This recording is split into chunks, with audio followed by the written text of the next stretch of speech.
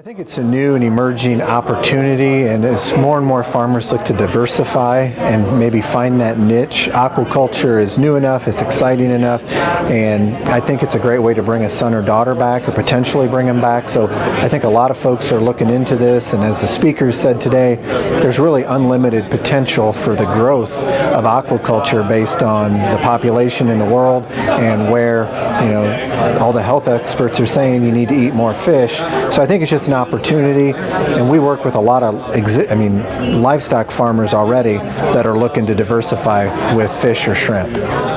I think the major thing is to really do a comprehensive business plan and really think through all of the costs. What is more common than anything is people overestimate the yields. They might look at yields that researchers get, but those are not the yields that are going to play out over a whole commercial production. They tend to underestimate a lot of the costs, so they need to think really carefully about everything that could go wrong and be very, very conservative in their planning and estimating.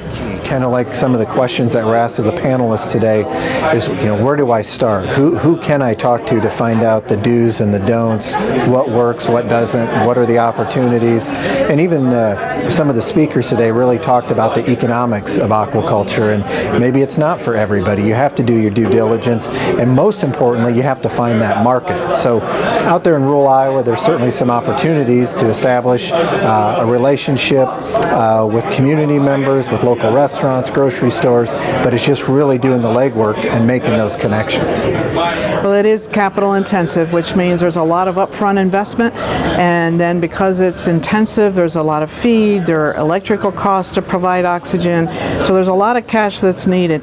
It takes a year, 2 or 3 to really gear up to full production levels for many, many reasons, but in order to do that, you have to survive those early couple of years. It doesn't matter how profitable the end business is going to be. If you cannot pay your bills in years 1 and 2, the bank is going to shut you down. And so you have to survive and pay attention to cash flow throughout. I think the real takeaway today is there is opportunity, although maybe cautiously optimistic is the best way to describe it.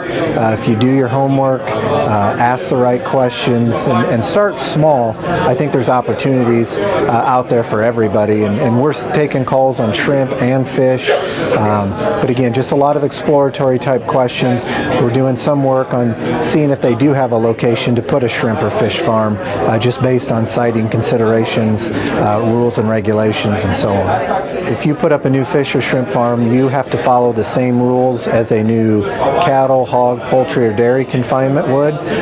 So no matter the size of the operation, there are rules. Neighbors are going to have questions about what you're doing, and really that's what the coalition's here to do, is help you make sure that barn is sited in the right location, you understand all the rules and regulations, you keep your neighbors happy and in the loop, and then ultimately you're using best management practices to have the most positive effect on the environment that you can.